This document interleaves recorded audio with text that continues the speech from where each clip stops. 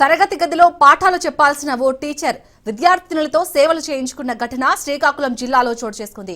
మెలియాపుట్టి మండలం బందపల్లి బాలికల గిరిజన ఆశ్రమం పాఠశాలలోని తరగతి గదిలో తీరిగ్గా కూర్చుని ఫోన్ మాట్లాడుతూ పిల్లలతో కాళ్లు నొక్కించుకుంది ఓ టీచర్.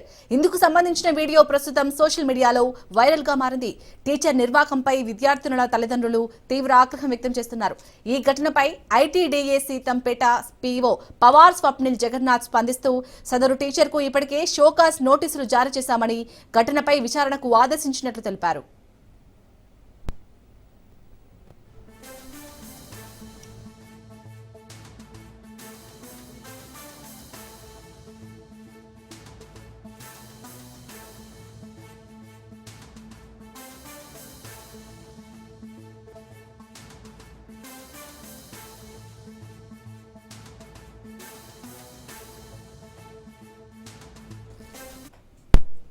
ఇదే అంశానికి సంబంధించి పూర్తి డీటెయిల్స్ ని మా ప్రతినిధి నందకుమార్ అందిస్తారు. నందకుమార్, పాఠాలు చెప్పాల్సిన టీచర్ అక్కడ ఉన్న విద్యార్థినులు అయితే సాఫీగా అక్కడ చైర్లో కూర్చొని ఇలా కాలు నొక్కించడాన్ని ఎలా చూడాలి? అంటే పోలీసులు ఏమంటున్నారు? ఆ టీచర్ పై ఎలాంటి చర్యలు తీసుకునే ఛాన్స్ ఉంది? Thank you Shalini. విద్యార్థి లోకాన్ని కించపరిచే విధంగా శ్రీకాకుళం జిల్లా మెలియాపుట్ట గ్రామంలోనున్న ఈ యొక్క బంటుమిల్లి గిరిజన బాలికల ఆశ్రమ పాఠశాలలో చోటు చేసుకుంది. అతి జుగుప్సాకరమైన వీడియో రాజ్ న్యూస్ కి ఎక్స్క్లూజివ్ గా దొరికింది. భావి తరాలకి కలిసి వచ్చే ఇటువంటి పిల్లలతోటి టీచర్లే, ఉపాధ్యాయులే కాళ్ళు నొక్కించుకుంటున్న ఘటన చాలా హేయమైన చర్యగా తల్లిదండ్రులు కూడా చాలా బాధపడుతున్నారు. ముఖ్యంగా ఇటువంటి ఘటనలు పునరావృతం కాకుండా ముఖ్యంగా ఎవరైతే విద్యాశాఖ మంత్రిగా ఉన్న నారా లోకేష్ ఇటువంటి ఘటనలపైన చాలా సీరియస్ గా ఉండి ఎవరైతే బాధితులకి న్యాయం చేకూరే విధంగా అలాగే ఉపాధ్యాయురాల పట్ల శాఖాపరమైన చర్యలు చేపట్టాలని ఇప్పటికే తల్లిదండ్రులందరూ కోరుకుంటున్నారు. యావత్తు ముఖ్యంగా చూసుకుంటే ఇది శ్రీకాకుళం జిల్లాకి సంబంధించి ఏదైతే మెలియాపుట్ట మండలంలో బంటుపల్లి బాలికల గిరిజన ఆశ్రమంలోనైతే జరిగిందో అయితే ఈ ఘటన జరిగి 3 రోజులు అయినప్పటికీ ఆలస్యంగా వెలుగులోకి వచ్చింది. ముఖ్యంగా తోటి విద్యార్థుల్లోని ఒక విద్యార్థి ఈ యొక్క వీడియోని తీసి ఈ యొక్క ఎవరైతే సీతంపేటకు సంబంధించి ఐటీడీసీ పీఓగా జగన్నాథ్ కి పంపించారు ఈ వీడియోని.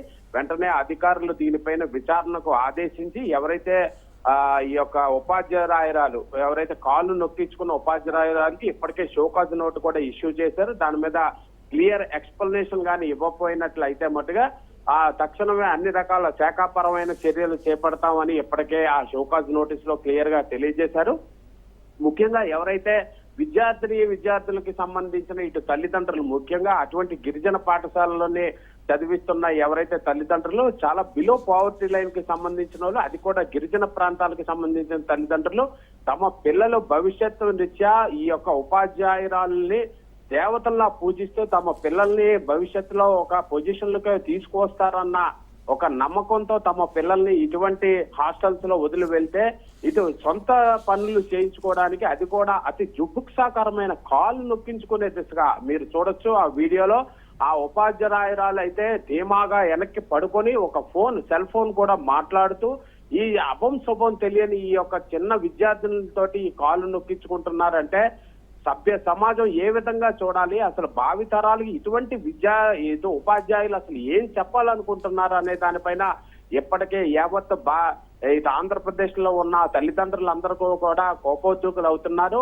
ఇటువంటి ఉపాధ్యాయురాల పేరున శాఖాపరమైన చర్యలు చేపట్టాలి. అలాగే విద్యార్థులకి ఇటువంటి ఘటనలు పునరావృతం కాకుండా ప్రతి ఒక్క క్లాస్ రూమ్స్ లో కూడా అలాగే ఈ యొక్క హాస్టల్స్ లో కూడా సీసీ ఫుటేజీలు పెట్టినట్లయితే ఇటువంటి ఘటనలు పునరావృతం అవ్వదు.